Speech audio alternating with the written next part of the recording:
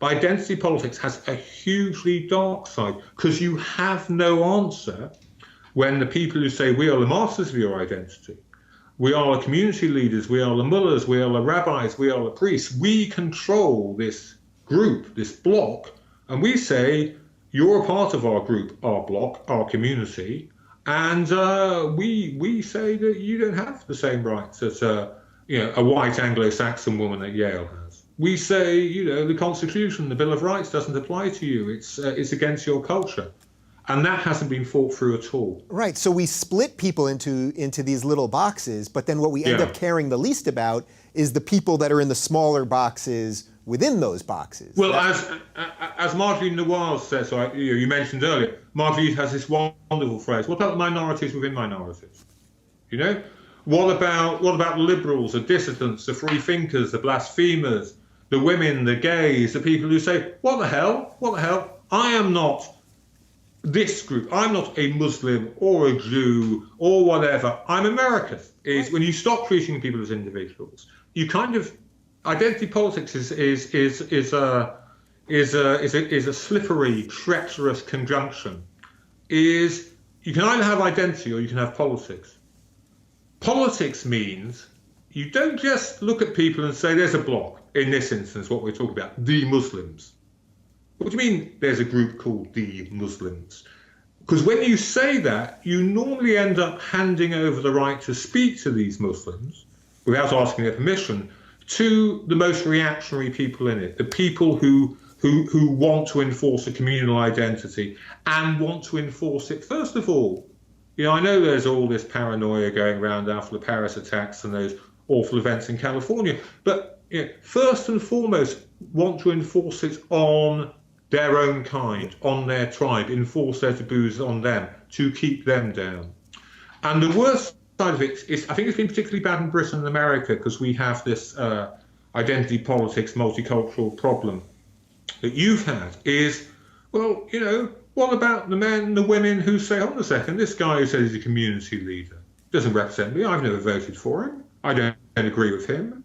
What about this man who says he's a priest, a rabbi, a mullah? I don't believe in all this crap, or I only partially believe in it, or I believe in bits of it. But you then start treating me as if this guy owns me, or this group owns me without my permission. That is the huge weakness.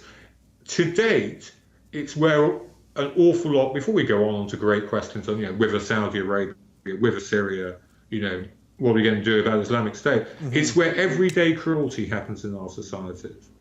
It's where men and women who need a confident liberalism, a liberalism that believes in human rights, a liberalism that says, well, actually, we're not going to say that what matters first and foremost about you is your colour or your creed.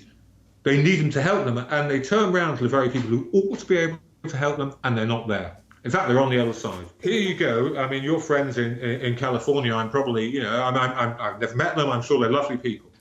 Some of them. Some of them, okay.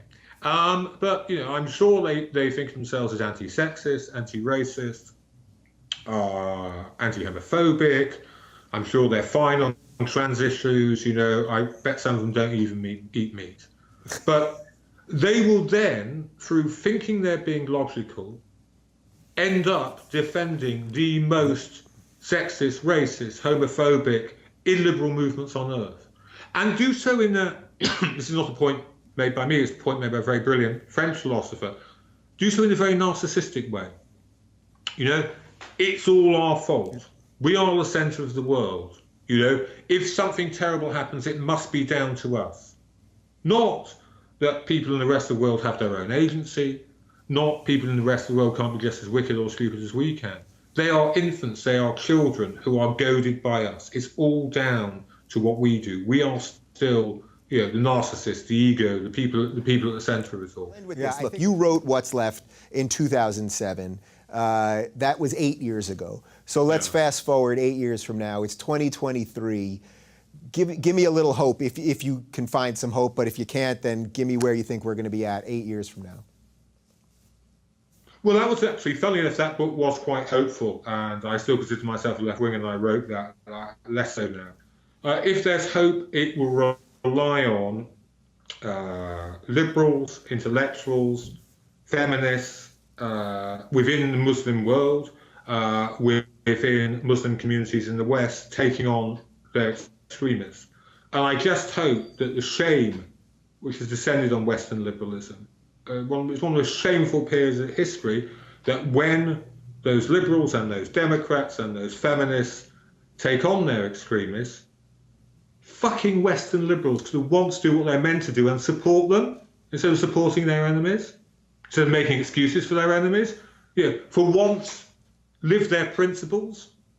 Or otherwise they'll just give up, shut up, say actually we're not really liberals at all. We just want to go to the beach, have a beer, don't care, we don't really care about other people. But either give up or show some solidarity.